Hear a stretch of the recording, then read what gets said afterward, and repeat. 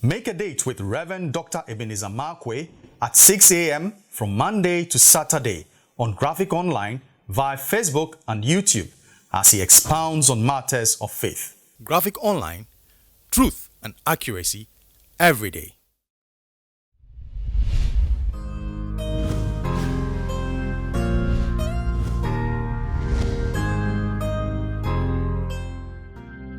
Hello, this is Reverend Dr. Ebenezer Markwe of Living Streams International, bringing you matters of faith with Graphic Online. Living Streams International, we meet behind the trade fair, behind Zenith College, at the Life Cathedral in the Zoe Chapel. We meet on Sundays, that is 7 to 9 in the morning and 10 to 12 for our second service. And then we also meet on Wednesdays, 6:30 to 8 p.m. in the evening. So make a date with us and come share fellowship with us. Encouraged to do that. You'll be blessed, I can assure you that. And also remember that you can go to YouTube and just subscribe to Graphic Online. So you don't need anybody to post it to you. You can go directly and subscribe and be blessed by it. And it is for free. So you just hit the subscription button on your YouTube and for Graphic Online Matters of Faith, and you'll get it for free every morning. My take for this morning I like to call Strange Terminator. Strange as is something weird. Terminator is something that ends, somebody that ends something, or somebody who terminates somebody's life or something. I like to caption it Strange Terminator. Why? Because in Exodus chapter 4, verse 24 to 26, Exodus chapter 4, verse 24 to 26, there's a powerful story over there, very intriguing. If you remember, in Exodus chapter 3, God meets Moses, and God gives Moses, paints a picture of possibilities. Tells Moses, even at the age of 80 years, I still have a purpose for you. So my work in you is not finished yet. I have not finished with you. So I'm always excited. No matter where you are, the story is not yet over until it is over. So now, Moses meets God, and God demonstrates a lot of things. And God, for me, the most powerful thing, that God drew his attention with the power. God drew his attention with power, a powerful act, a miraculous thing. That means a bush that was burning, but was not being consumed. So it became attractive, it became interesting, it became mysterious. And then as Moses approached to investigate, then God gave him purpose. So God attracted Moses with power, and then he gave him purpose. That's one of the things that God does. So God is going to give Peter a great draught of fish, but the power is not just the end, the purpose is also very important. All things that God does, he's pointing it out to his purpose. He's pushing towards a purpose. All things work together for good, for those who are called according to his purpose. So now, this is what God did. And for me, I was very excited for Moses. His rod became a snake. It became a human being anymore. It became a rod again. I mean, all the things, powerful promises God gave to him.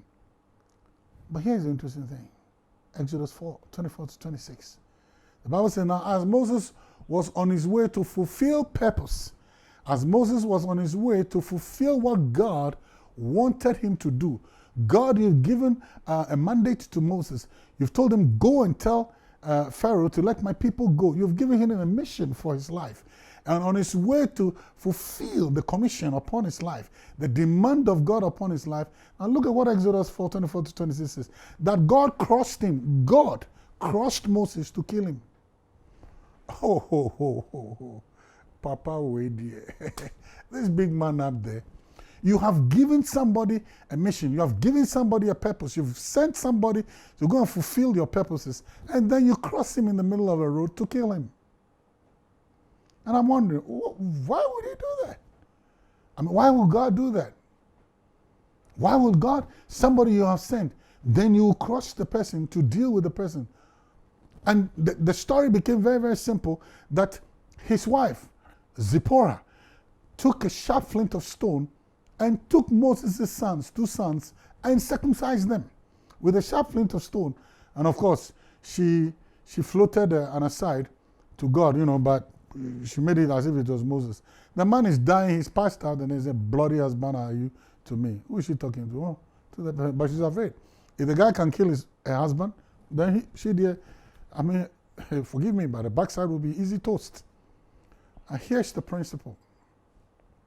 The reason for God wanting to do away with Moses was because of circumcision. So now, Zipporah taking the stones to circumcise the sons, then the anger of God, the wrath of God, was put in abeyance. And for me, that was very interesting. Now, guess what?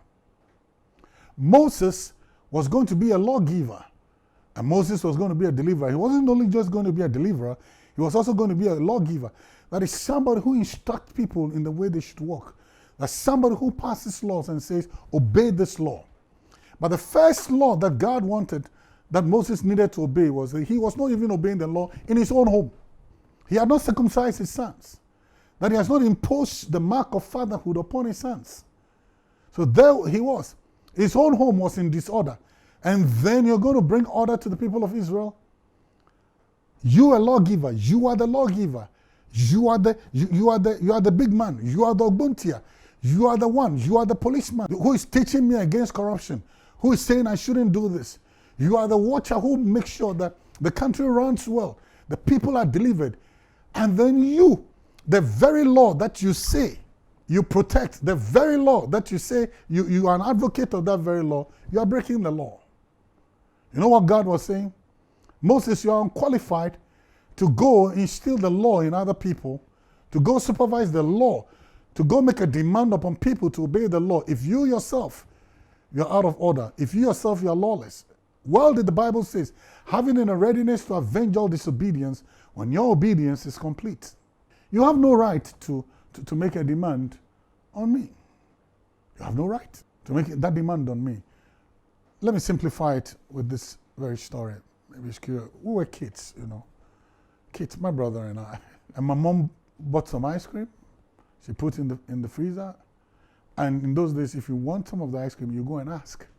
And you'll be given the ice cream. But boy, the lure of that ice cream, the temptation to have that ice cream, even though we've had some already, was so great upon me that I went and took the ice cream without permission. Devoured it upon my lust. Well, my kid brother saw it also. He also went for the ice cream. And this time, when I saw him taking the ice cream, I gave him a whopping. Why are you taking the ice cream? Don't you know that you shouldn't take the ice cream without permission from mommy? So I gave him a spanking. Well, he won't cry quietly, but he raised his voice. So my mom came and said, what's wrong? What's wrong? And this is how he said, this is how he put it. My big brother stole some ice cream. And then I also stole some ice cream, but he beat me. My mother gave me the caning of my life. She beat the living daylights out of me. I mean, she schooled my backside in righteousness. Wow. And then she said, you broke the law and you're punishing somebody else for breaking the law. How so sad that people in positions of leadership, people in positions of prominence, they with impunity do things they will not allow the ordinary man to do. Having in a readiness to avenge all disobedience when your obedience is complete. You have no right to demand obedience from me when you are walking in disobedience. So you know what? Sadly, that's how we walk. But you know what? Men may not be able to hold us to accountability. Men may not be able to hold us accountable. Men may not be able to place us on to make our bad side sit on the stoves of accountability. Men may not do it. But up there, you hold us. So remember, you are a custodian of the things that God gives to us. You are a custodian of the wealth of a nation. You are a custodian of the things that God gave. Having in a readiness to avenge all disobedience when your obedience is complete. A word to the wise, you're still not in the south. See you later.